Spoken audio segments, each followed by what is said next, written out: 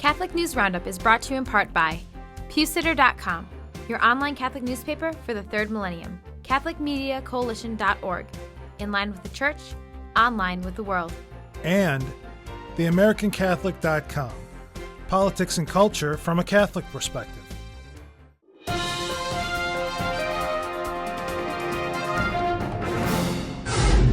Hello and welcome to today's edition of Catholic News Roundup. I'm Michael Voris. Stem cell standoff. It looks like this is one executive order that Obama may as well drop in the Oval Office's circular file right now. Because of the pro-life gains made in Congress during last month's elections, analysts are saying that Congress is not likely to overturn the 1996 law that forbids funding human embryonic stem cell research with taxpayer dollars. Despite this political reality, Democratic congressmen from Delaware and Colorado have been trying to expand Obama's powers of executive order regarding embryonic stem cell research with no success. Republican leaders say that if any motion to overturn the ban is brought to the House or Senate floor, they will use their powers to filibuster and kill the bill.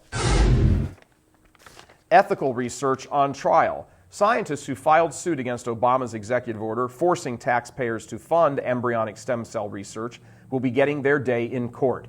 The U.S. Court of Appeals for the District of Columbia will hear oral arguments on Monday, stating that the research has never cured anyone, nor has the Obama administration considered the ethical arguments. An attorney representing the scientists says, quote, "The Obama administration has never even raised, much less engaged, the central moral question posed by embryonic stem cell research, namely, the moral status of the human embryo used and destroyed in this context," end quote. The American public has also weighed in on the issue of funding human embryonic stem cell research with taxpayer dollars, with only 33% in favor, according to a recent poll. Culture of death threatens Michigan hometown. Planned Parenthood has set its sights on a Detroit suburb and will soon be opening a new abortion mill. The baby-killing giant has purchased a building from Fidelity Bank and plans to open a new facility in the coming months. The residents of Auburn Hills, hometown to many families, are said to be unhappy about the move. City council members say they weren't notified of the move officially, but found out by chance when viewing a Google News flash on the internet last week. Planned Parenthood already operates 15 facilities in the Detroit metropolitan area, killing around 55,000 residents each year. Attorneys for Planned Parenthood of Mid and South Michigan say that the purchase was made in response to the passing of the Obama health care plan and the expected onslaught of taxpayer-funded abortions. Stay with us, back in just a few seconds. Catholic News Roundup is brought to you in part by NewOxfordReview.org, the voice of Catholic Orthodoxy, in print and on the web, and RenewAmerica.com, expanding the influence of America's grassroots in the cause of freedom. CatholicUnderground.com, the podcast about our Catholic faith and new media. Bishops learning to say Mass again. While last month's meeting of U.S. bishops broke a lot of new ground, it also introduced many to something as old as the Church herself.